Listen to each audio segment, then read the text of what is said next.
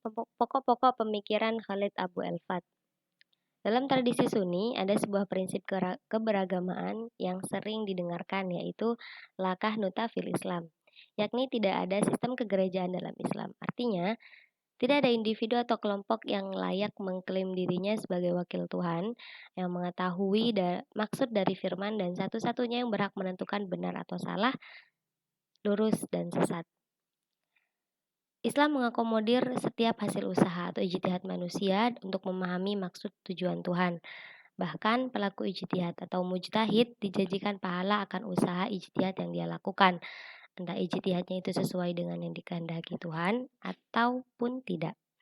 Hanya saja pahala mujtahid yang ijtihadnya benar adalah dua. Sebagai poros agama, hukum Islam menghadapi trauma modernitas dan kolonialisme yang berdampak pada munculnya sikap otoriter dalam memperlakukan teks-teks yang bersifat otoritatif atau yang biasa disebut dengan otoritarianisme. Otoritarianisme ini merupakan sebuah tindakan mengunci kehendak Tuhan atau kehendak teks dalam sebuah penetapan tertentu dan kemudian menyajikan penetapan tersebut sebagai sesuatu yang absolut atau pasti dan menentukan.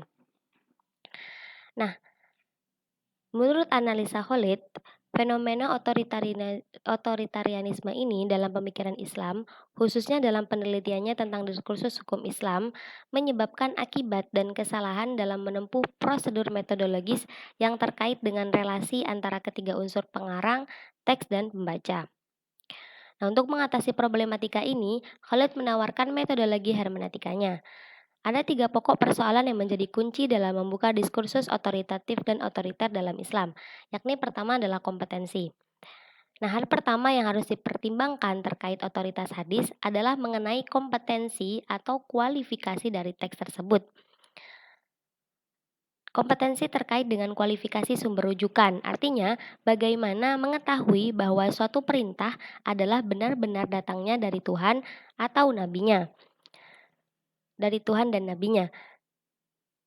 Nah, menurut Khalid, mempertimbangkan sebuah teks yang diklaim berisi tentang kehendak Tuhan harus dilakukan uji kualifikasi terlebih dahulu. Nah, itu untuk meyakinkan bahwa benar-benar ia mewakili atas nama atau tentang Tuhan, bahwa pahamnya itu merupakan atas nama atau tentang Tuhan. Jadi harus dibuktikan kalau bersumber dari Tuhan.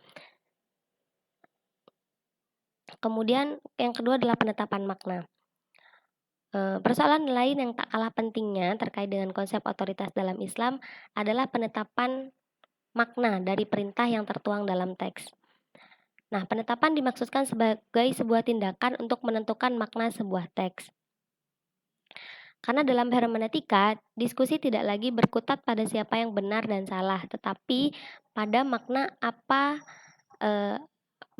yang bisa diaplikasikan dari sebuah teks, bukan tentang kebenarannya. Nah, menurut Khalid, pembacaan terhadap teks bisa jadi beragam, sehingga menghasilkan pluralitas pemaknaan. Karena setiap pembaca berhak memaksakan makna apapun yang sesuai yang ia kehendaki menurut teks itu gitu. Namun pada batas tertentu, legitimasi atas penetapan makna dari seorang pembaca tergantung pada sejauh mana pembaca tersebut menghormati integritas maksud pengarang dan teks itu sendiri. Kemudian yang ketiga adalah konsep perwakilan dalam Islam. Nah, dalam Islam, kedaulatan hanya milik Tuhan. Namun, Islam juga mengakui konsep kekhalifahan manusia sebagai wakil Tuhan. Akan tetapi, pelimpahan otoritas dan wewenang Tuhan kepada manusia akan membuka pintu otoritarianisme. Oleh karena itu, Khalid mengajukan beberapa persyaratan standar kepada mereka yang disebut dengan wakil khusus Tuhan. Yang pertama adalah kejujuran. Wakil Tuhan harus memiliki kejujuran dan dapat dipercaya untuk menerjemahkan perintah Tuhan.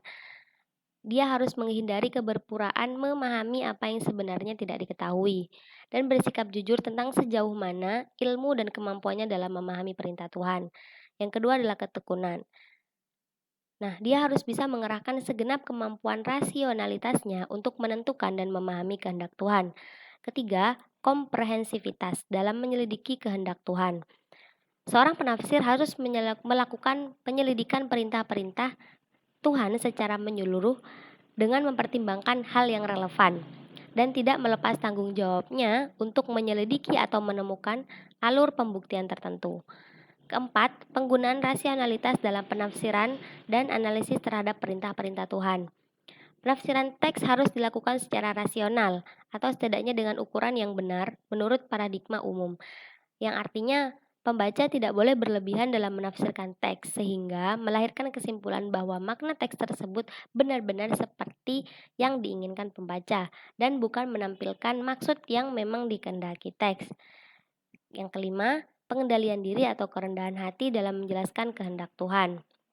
Nah, hal ini perlu dilakukan untuk pengendalian ini lebih merupakan kewaspadaan tertentu untuk menghindari penyimpangan. Jadi meminimalisir adanya kemungkinan penyimpangan atas teks tersebut. Sekian dan terima kasih.